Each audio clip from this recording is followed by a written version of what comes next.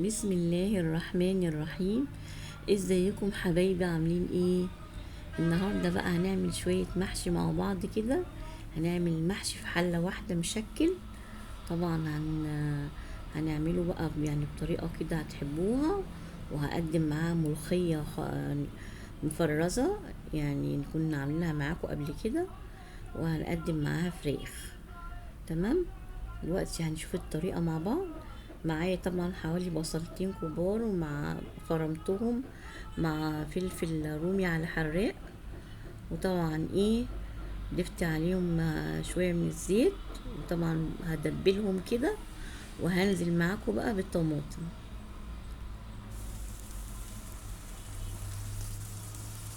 عصرنا طبعا الطماطم ونزلنا بيها بقى على البصل والفلفل.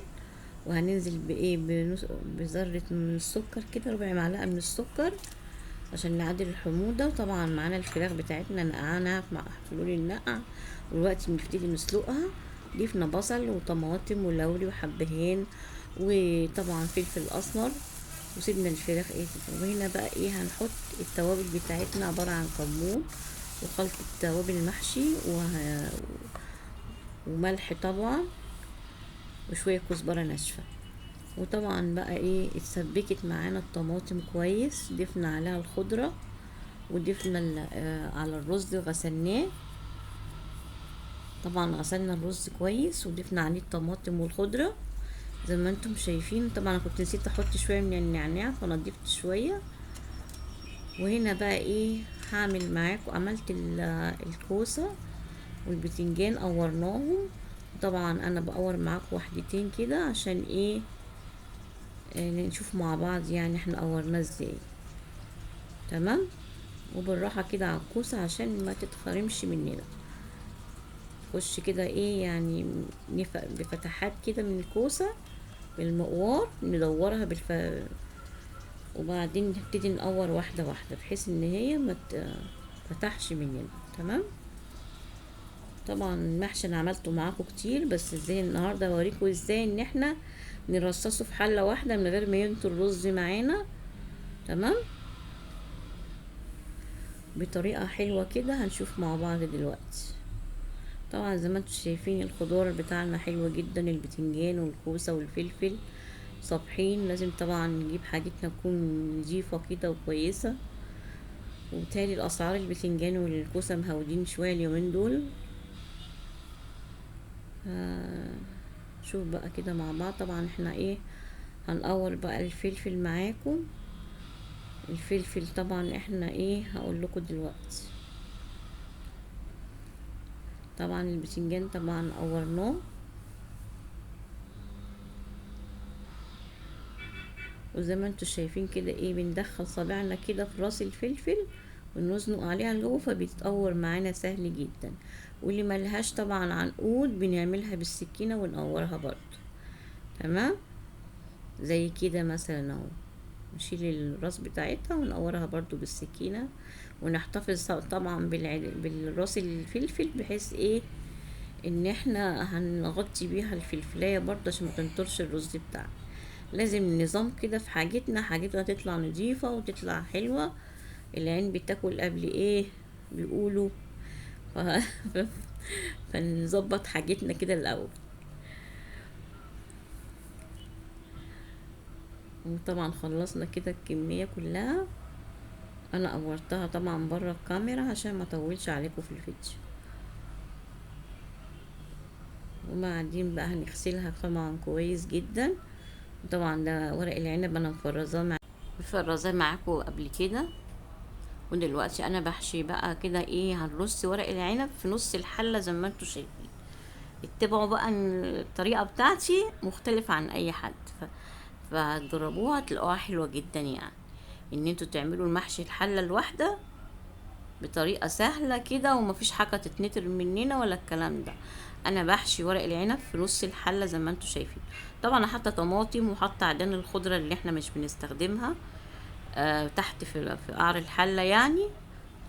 وبعدين زي ما انتوا شايفين كده انا حشيت في النص، برصصه في النص كده فوق بعضه. 3 صفوف فوق بعض كده، 3 فوق و3 من تحتيهم. وبمشي على الرصة دي وبوريكم بعد كده هنعمل ايه. وطبعا انا حشيت معاكم ورق العنب كتير، معلش الفيديو مش جايب تصوير ورق العنب قوي، بس انا حشيته معاكم كتير. اللي عايز طريقة الحشو يرجع للفيديوهات بتاعتي القديمة. طبعا ايه، زي ما انتوا شايفين خضاره حلو جدا، وعامله انا مفرزاه معاكم برضو قبل كده الطريقة على القناة برضو. وهنحشي بقى زي ما انتوا شايفين، زي ما انتوا شايفين كده. اللهم صل وسلم وبارك على سيدنا محمد وعلى اهله وصحبه وسلم.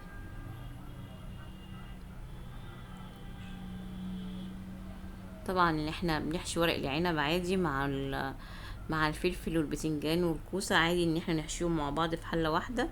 بس الكرنب لا، عشان الكرنب طعمه بيغير ايه، بيبقى ليه طعم مختلف، بيغير طعم المحشي اللي جنبه يعني، لو هنحشيه في حلة واحدة يعني.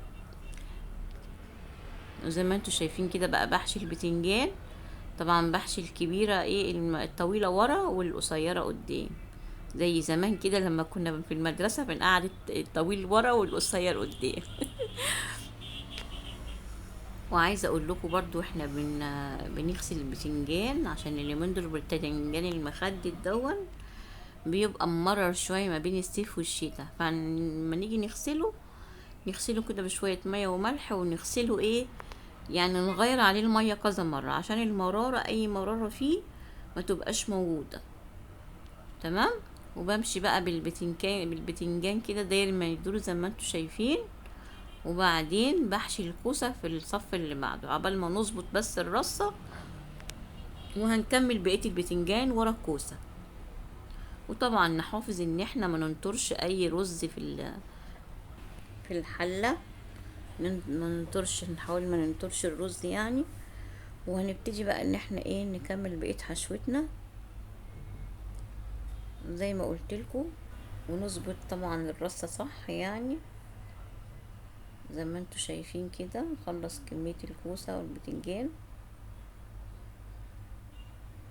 لا اله الا الله.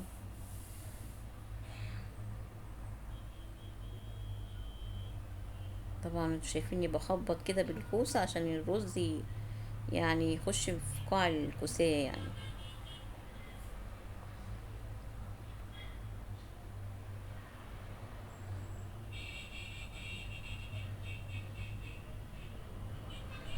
طبعا الاكل يعني احنا بنحشي المحشي الحلة الواحدة ده نكون مستعجلين، ويفضل طبعا كل حاجة لوحدها بتبقى اطعم.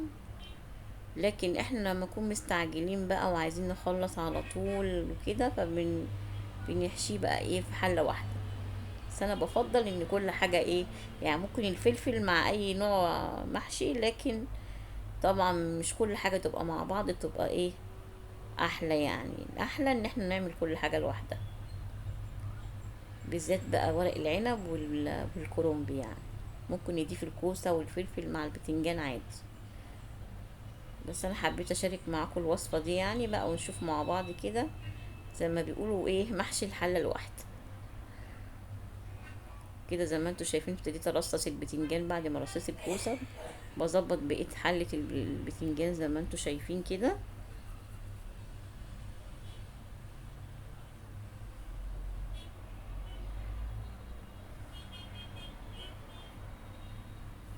وهخلص طبعا الكمية كلها.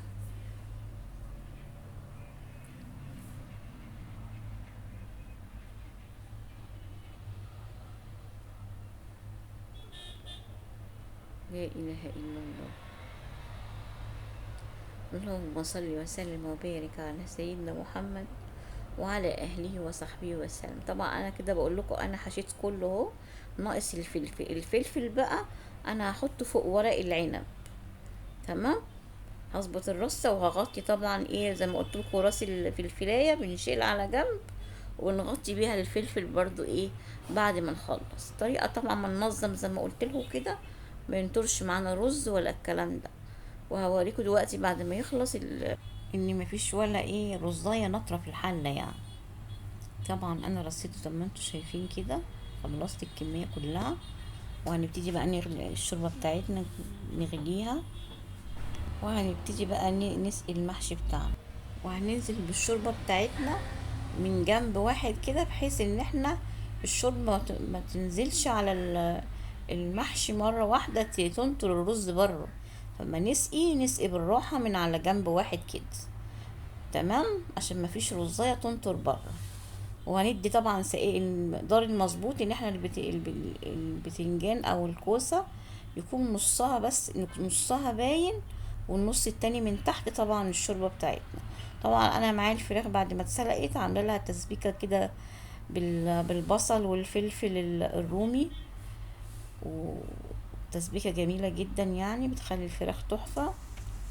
وبعدين ايه، طبعا كده المحشي ابتدى ايه يغلي معانا غلوتين، وهنبتدي نوطي عليه عشان لما نسيبه ايه يعني نعلي عليه قوي هيبتدي برضو ينطر الرز بره. فمجرد ما يغلي غلوتين هنروح ايه موطين عليه. طبعا دي الملوخيه الجميله اللي احنا فرزناها ورقيه، ما كناش مخرطينها. انا بوريها لكم بعد شهرين من تخزينها عامله ازاي. طبعا زي ما انتم شايفين بصوا خضرها حلو جدا. ومعلش انا مطوله عليكم بقى في الفيديو بقى ان انا عملت الملوخيه يعني انا عملتها قبل كده معاكم، بس انا حبيت اوريكم ايه نتيجة التفريزات بتاعتنا. شوفوا خضرها جميل جدا والله، ما في فلتر ولا اي حاجة، هو ده خضرها الطبيعي بتاعنا. انا حبيت اوريها لكم يعني ان هي يعملوا الطريقة دي تحفة جدا. وزي ما انتم شايفين بقى الطشة الجميلة بتاعتنا، والكزبرة بالثوم عملناها، وطشينا الملوخية طبعا. والمحشي بتاعنا خالص زي الفل معانا، بصوا ولا فيه رزايه. بوريكم ورق العنب مفيش رزايه منطوره بره، ورق العنب مفلفل وجميل وكل حاجه تمام معاكم. متنسوش بقى اللايك والشير والسبسكرايب، اوعوا تنسوا اللايك. السلام عليكم ورحمه الله وبركاته.